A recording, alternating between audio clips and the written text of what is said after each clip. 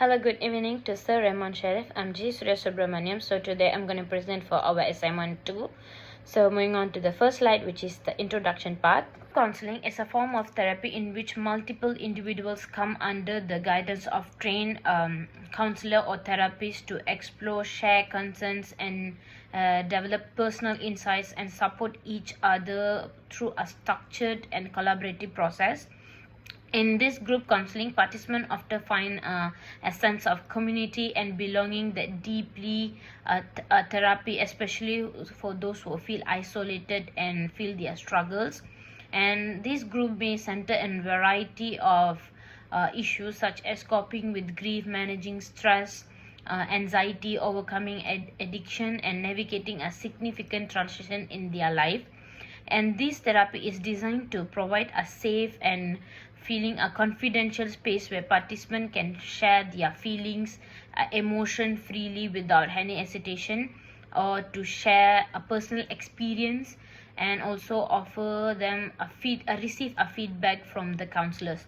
The presence of other group members is a fundamental aspect of this therapy, as it allows the participant to witness and engage with a diverse of perspective, experience, and solution. And moving on to the next slide, which is the objective and importance of the group counseling. The objective of group counseling is to facilitate personal growth and self-understanding, provide social support and connection between counselor and the participant, enhance interpersonal skills between the participants, encourage behavior change, and normalize experience. The first importance of group counseling is a cost-effective therapeutic option where it is accessible for the individuals who seek support. Rather than go for an individual therapy, they can consider a group session. And the second one is fosters a sense of community where the individual feels benefited because they don't feel disconnected or isolated. The third one is promotes accountability and motivation. By involving in a group session, they can feel motivated by sharing their achievement and setbacks, and also they feel responsibility by sharing their commitment, enhancing the livelihood of sustained behavioral change.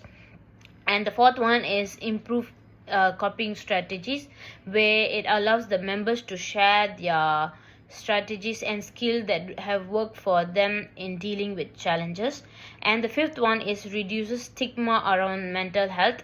Engaging in a group counseling can help reduce stigma around mental health as participants openly discuss their struggles and challenges, and it also promotes the idea of seeking help in a sign of strength rather than feeling weakness, or encouraging others to pursue this option.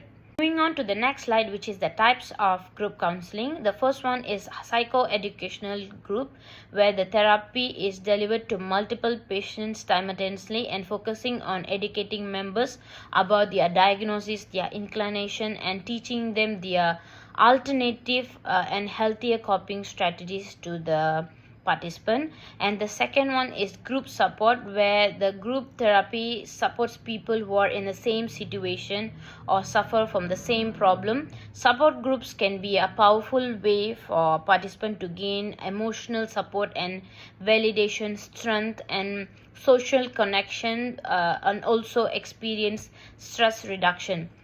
And the third one is therapeutic process groups, where where the participant feels safe and confidential space where people can share their concerns, struggle with other people and therapists.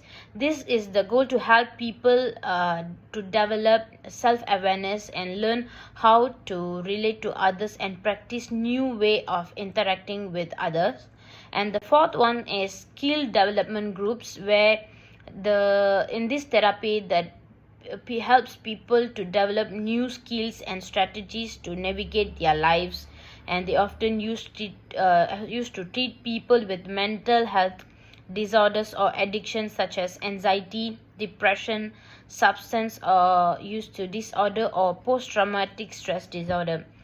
And the last one is cognitive behavioral therapy, where This group supports use to behavioral, cognitive, and relational techniques to help people improve their coping skills and relational problems. Moving on to the next slide, which describes the best counseling group. According to my analysis, I choose therapeutic process group because it has several. Moving on to the next slide, which mentions. Moving on to the next slide, which is about the best group in group counseling, where I chose therapeutic process group because it has considered as the most effective form of group counseling due to their unique focus on relational dynamics and real-time feedback and emotional exploration. There are several reasons why it is the best, and the first one is deep interpersonal exploration, where the environment set up by the therapist for the members to explore their emotions and relational patterns in context of real interactions, and it allows the participant to see how their behaviors and emotional plays out in real time in different relational contexts. They also receive insight on how others perceive them and providing a mirror to understand their own action and reaction in depth. And the second one is immediate feedback and support, where the members of therapeutic process group benefit from this because their feedback loop enables the participant to recognize and address negative patterns or behavior more quickly and effectively. And the third one is development of empathy and relational skills, where the participant improve their capacity for empathy and relational understanding and hearing others experience, and which cultivates a greater appreciations of different perspective, which also helps to value the people who are struggle to understand others emotional. And they also practice critical relational skills like active listening, patience, and non-judgmental acceptance. And the fourth one is emotional safety and vulnerability. This group is structured to be safe and confidential place where members feel encouraged to share openly, and the group also a culture of trust supported by clear boundaries and therapist guidance, which allows the member to express their vulnerable emotions without any fear of judgment.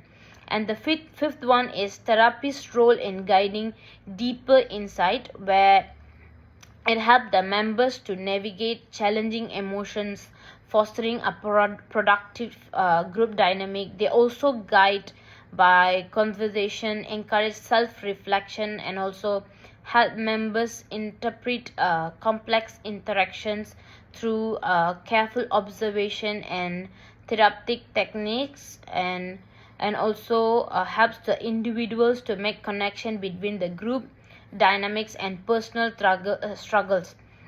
And the last one is opportunity for real change and growth. In this process, they provide a unique and long-term opportunity for individuals to experiment with the new behaviors, approaches, and relational styles in a supportive setting. Members can practice assertiveness, conflict resolution, vulnerability, and seeing the impact of their changes immediately within the group.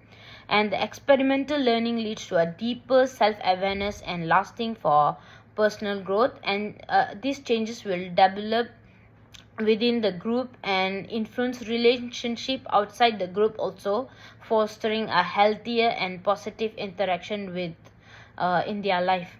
Moving on to the last slide, which is about the findings. The analytics of identifies various types of group counseling, such as psycho-educational support, therapeutic process, skills development, and cognitive behavior, which create effectiveness in academic support, social skills enhancement, and mental health improvement of the participant.